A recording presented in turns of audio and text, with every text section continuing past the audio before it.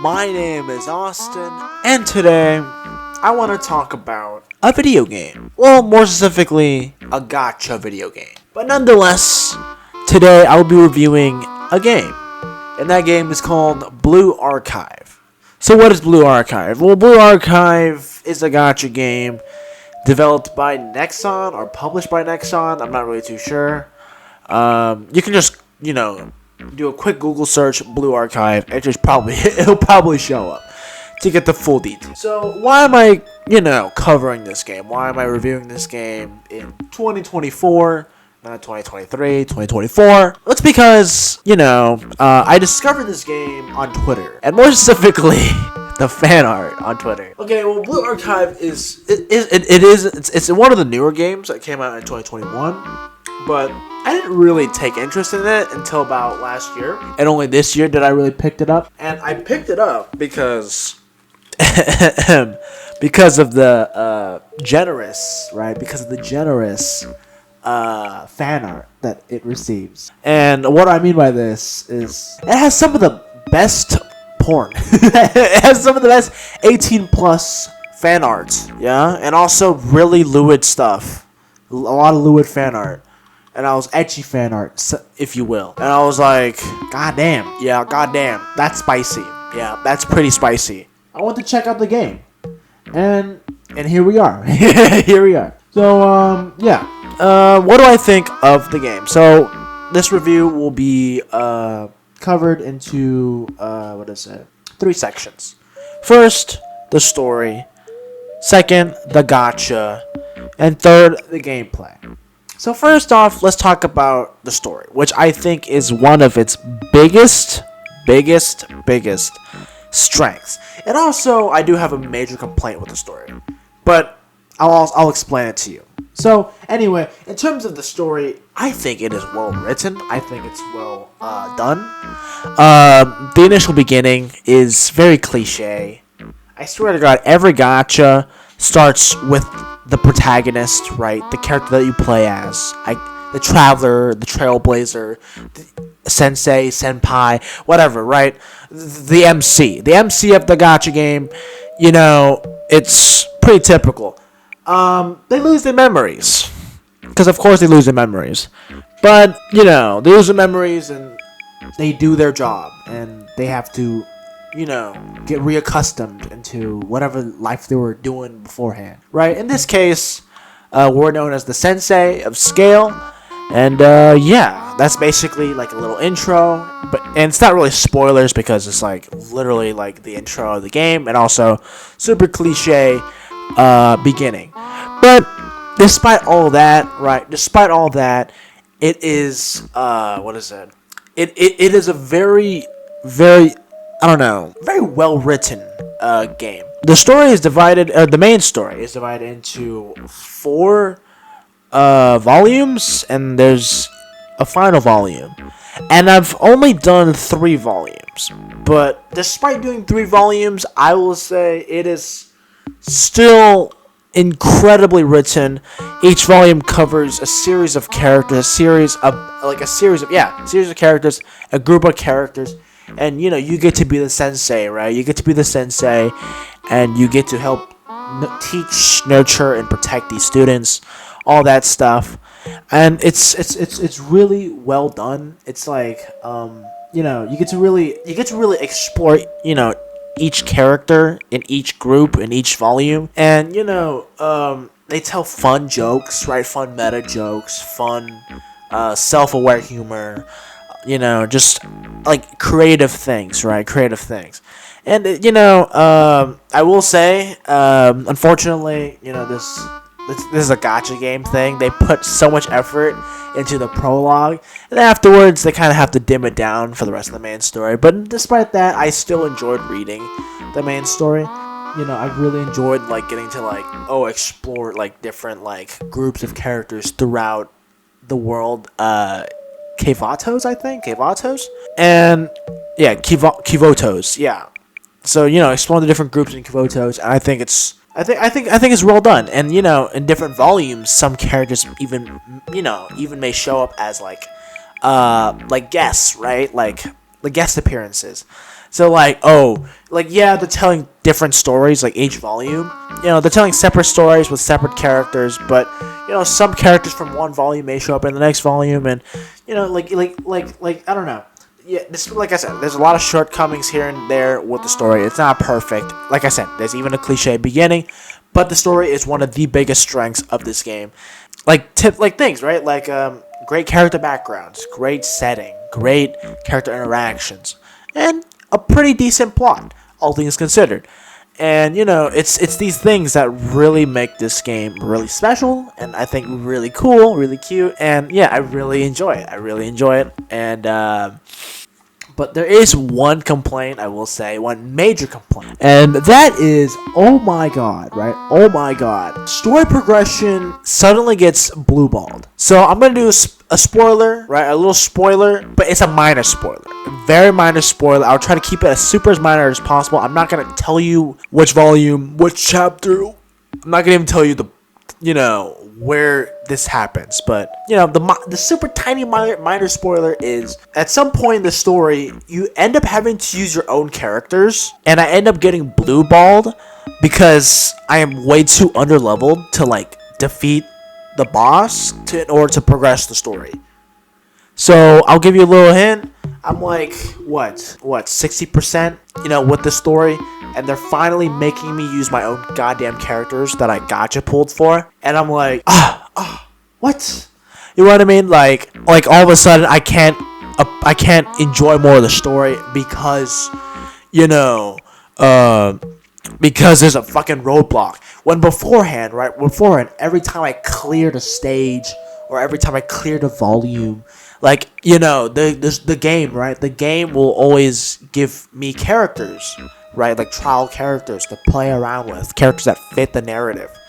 And they'll allow me to like, I guess, watch the story, read the story while there's gameplay with characters that aren't yours, but they're part of the story, right? So yeah, so not having to interact with the gameplay all that much in the story until this one roadblock, and then all of a sudden I'm like, oh shit. And it's like, okay, on one hand, right, if you use your own characters throughout the main story and not just one in single instance, I wouldn't complain. In fact, I would expect it, honestly, right? I would expect it, right? A lot of gacha games use your own characters anyway, right? Use your own characters, but I really got to enjoy the main story, and the game gives you the trial characters for you to use, and it's like all good. You get to enjoy the story to its fullest without having to worry about whether I have to prepare for this boss in order to clear it, in order to progress on the story.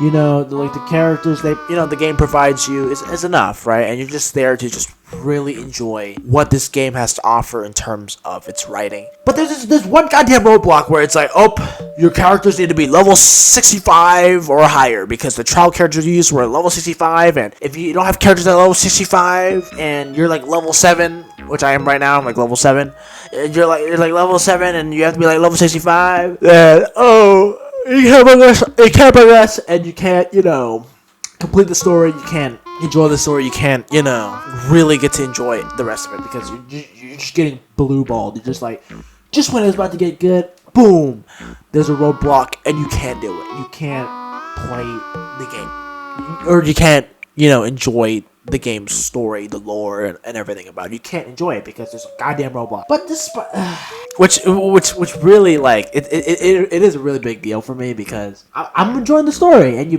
gave me a goddamn roadblock, and now I'm just super upset. I'm even debating whether or not to even continue the game to progress with the story, because I have to grind so much in order to like even beat the boss and continue the story. But whatever, that's besides the point.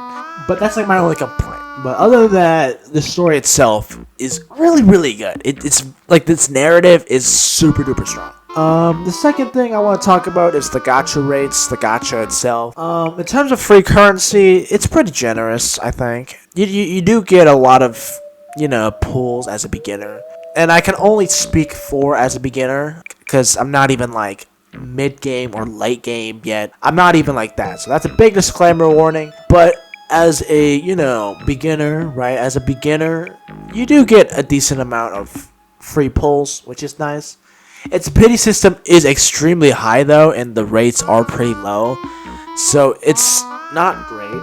It's not the best. In fact, I think it's probably the worst out of like all the gacha games I've been playing recently. Recently, in terms of like the grander scale of gacha games that I've played, I can't really say. It kind of fits. What is it? It kind of fits the average gacha pool, right? In most gacha games, I would say it fits the average. It's not anything too crazy, anything too special. I don't know. It's very, but yeah. But like out of the gacha games I've been playing recently, it's definitely the most harshest one. So that it's like, it's not good. But despite that, the characters are really well designed. The artists. There's a lot of like individual artists that like work on this game, and you can really tell, right? Because like, you open the characters' profiles, it's like, this character's designed by this artist, and this character's designed by this artist, and there's a lot of different artists, a lot of different. I can see why there's a lot of fan art on Twitter. I can see why now, because this game is very community focused. I can tell, like, you don't get this many artists just to work on one gacha game. Let's look at Genshin, for example, right? Like, obviously, it's like everything's exactly the fucking same. I mean, yeah, it's pretty aesthetic, right? It's pretty this and that. But overall, this, like, you know what I mean? It's consistent. But this is not consistent. But it also is a good thing that it's not consistent. It's like, it involves a lot of artists, and this, you get to see a lot of different cool designs from different people. And they're from different people because they're credited, which is super cool. So if you're an artist and you somehow get the attention of Blue Archive, you'll be credited if they use your artwork, which I think is pretty cool. I think it's pretty cool for artists. So I think it's one of those like artist-friendly games, which I think is nice. And the character designs are really cool, and some of them are pretty attractive. But yeah, overall, the gacha rates, the gacha pulls, that's like a 4 out of 10, a 3 out of 10, honestly. It's not good. And in terms of gameplay, I think it's quite interesting. I think it's really interesting. If you ever played the game Clash Royale, the elixir bar at like the bottom of your goddamn screen, Blue Archive has something pretty similar. So a lot of like RPGs, right? A lot of turn-based combat. Characters have different skills and different passives, and you press this character skill and it does that, and this and that, right? Like, think of Honkai Star Rail or Epic 7. You press this one skill, it does this. You press this other skill, it does this.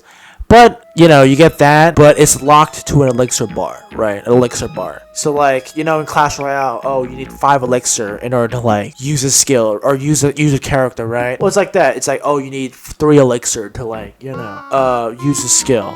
So it's kind of interesting. Like, do you want to save up elixir? I mean, I don't know what the fucking real term is. Like, I'm still beginner, so I'm just gonna say elixir. But you need like 3 points, 3 points in order to like activate this character skill while it's like recharging at like the bottom, at the bottom of your, I guess, I don't know, at the bottom of the battlefield, the bottom of your screen, bottom of your screen. It's like, the elixir count is going up, and you want to use a skill now?